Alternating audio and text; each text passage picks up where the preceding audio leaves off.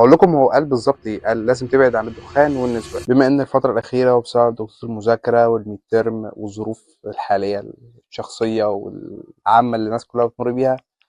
بصراحه كل ما احط الكاميرا عشان اصور احس ان انا مش قادر اصور بصراحه، او اكون محضر حاجه مش قادر اتكلم كلام مرتب او كلام علمي، او انصح بحاجه معينه او اتكلم في حاجه معينه.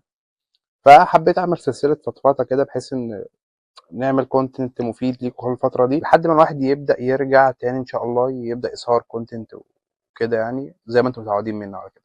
وحبيت هنعمل سلسلة فيديوهات إن شاء الله خلال فترة الميد تيرم والفترة الجاية لحد ما الواحد يبدأ يرجع تاني، هنسميها سلسلة فضفضة. وهنتكلم فيها عن شوية نصايح أو مواقف هتفهموا خلال كام فيديو كده، هتفهموا الدنيا بتقول إيه في السلسلة دي. أول حاجة أنا هحكي لكم موقف الأول خالص قبل ما أتكلم عن أي شيء، وهقول لكم أنا حكيت الموقف ده ليه. في فترة من زمان، يعني مثلا كام سنة كده، كنا قاعدين مع واحد من ابو زمايلنا يعني.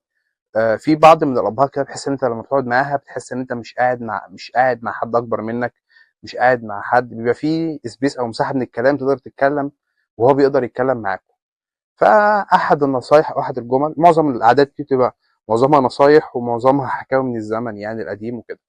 فاحد النصايح اللي اتقالت في القعده دي ان يعني فيما معناه، او هقول لكم بالنص برضو، ان علشان تبقى شخص ناجح او مستقر في حياتك، وعلشان ما تأذيش في حياتك، لازم تبعد عن حاجتين اساسيتين.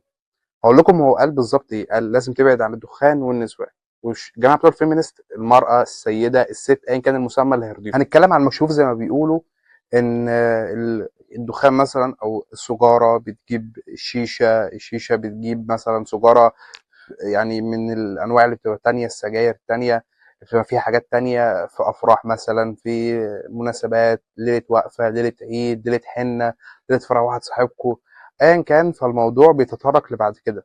قليل قوي جدا لما تلاقي حد خصوصا من الفئه الجديده او من الشباب الجديده اللي هو مواليد بعد الفينات، 2003 و4 و5 والجيل بتاعنا ده، ان هو يقدر يسيطر على نفسه. زمان كنت تلاقي مثلا حد بيشرب سيجاره بس، او زمان تلاقي مثلا الناس الكبيره، مثلا اب مثلا متجوز تلاقيه يشرب سيجاره كل فين وفين. لكن الشباب الجديده ومع سهوله الموضوع ده وتداوله وان الوضع بقى عادي، قليل قوي جدا جدا جدا لما تلاقي نوع واحد يعني نوع من الشباب بيكتفي بنوع واحد بس من الدخان.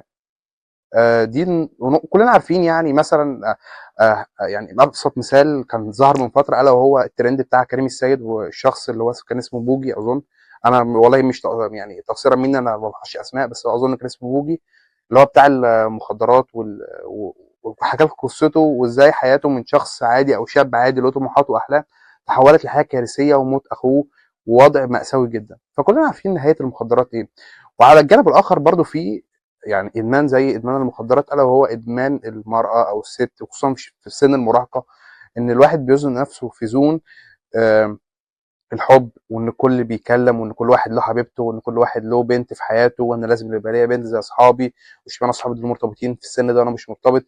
والجيل يعني الموضوع ده كل جيل عن التاني بيبقى في سبيس اكبر ومساحه اكبر، وتحت مسميات بقى صحوبيه، مسميات علاقه، مسميات بنجرب بعض، بنشوف هننفع لبعض ولا لا، بنتست سوا مع بعض، هنشوف احنا هنبقى ملائمين لبعض ولا لا. ايا كان المسمى اللي بيختلف من جيل للتاني، هو ستيل نهايته معروفه للمعظم او ل 99% من العلاقات دي ان بتبقى نهايتها فشل، وثم اكتئاب واحد من الطرفين، يا اما البنت يا اما الولد، ثم معالجه بعلاقه تانية، ثم معالجه بعلاقه ثالثه، بعلاقه رابعه، ثم انك تدخل في زوم او دوامه من ان انت مش قادر يعني مش قادر يبقى مبقاش في واحده في حياتك. عديت مرحله المراهقه وكبرت مش قادر انك تتخطى نقطه زي دي، تدخل الجامعه بيبقى فيه حريات اكتر، بيبقى فيه سبيس اكتر ان انت تتطوروا في علاقتكم، فالموضوع بيبقى اكبر منه ومنك. يا اما تدخل في طرف تاني الا وهو بقى الحزن والاكتئاب، وانك تبقى شخص وحداني واصحابك كلهم بنات بس، حياتك بتبقى بايظه. ولو انت راجل كبير متجوز ولسه بتعيش مراهقتك بعد الجواز بقى مع الحريم، فده يعني ده مشكله تانية كبيره. فليه انا اصلا حكيت الموقف ده واتكلمت في النقطه دي؟ بصراحه انا شايف يعني الفتره الاخيره ان معظم الشباب من الجيل الحالي قليل جدا جدا لما تلاقي شاب ما بيقربش لاي نوع من انواع الدخان. دي نقطه. تاني نقطة إن أي شاب ما مش في حياته واحدة في أي إطار بقى غير شرعي، صحوبية، كلام، أيا كان بقى زي ما ذكرنا في الفيديو. فأنا بصراحة شايف إن في الفترة الحالية من دور أي أب أو أخ أو صاحب إنه يقعد يتكلم مع أخوه أو ابنه أو صاحبه في إن هو يفهموا مدى خطورة الوضع ده عليه، مدى خطورة الاتجاه ده عليه. واذكر له أمثلة من الواقع كلنا عارفينها وكلنا شايفينها. في حياة كل واحد هتلاقي في الزوم بتاعك في حد إدمانه كذا ونهايته وصلت لحاجة وحشة، والناحية التانية برضه هتلاقي فيه نفس الكلام. فنحاول ننصح ونحاول نوعي بحيث إن احنا نقلل ضرر الفتنتين دول على الشباب في الفترة اللي جاية إن شاء الله. بس كده. ده كان فيديو يعني فضفضة، من باب إن الواحد بيفتكر مواقف وهو قاعد بيفتكر مواقف بتحصل في حياته بيقولها، لحد ما إن شاء الله نرجع تاني للمحتوى بتاعنا بإذن الله على خير. بس كده أتمنى يكون الفيديو إن شاء الله يفيدكم يعني وعجبكم. و يعني مستنى تحت في الكومنت إن شاء الله آرائكم وكومنتاتكم. هنشوف هنعمل إيه. اللي عندكم أفكار لحلقات فيديوهات زي كده مثلا تمام، وناقشوا معايا الموضوع بحيث المشكلتين دول. ولو حد عنده تجربة مع مشكلة زي الدخان ده مثلا وازاي بطلها، او مشكلة زي مشكلة البنات دي وازاي بطلها، يقدر يكتب تحت في الكومنت تجربته. بس كده يعني. اتمنى يكون الفيديو خفيف عليكم. بس كده صديقي، وسلام.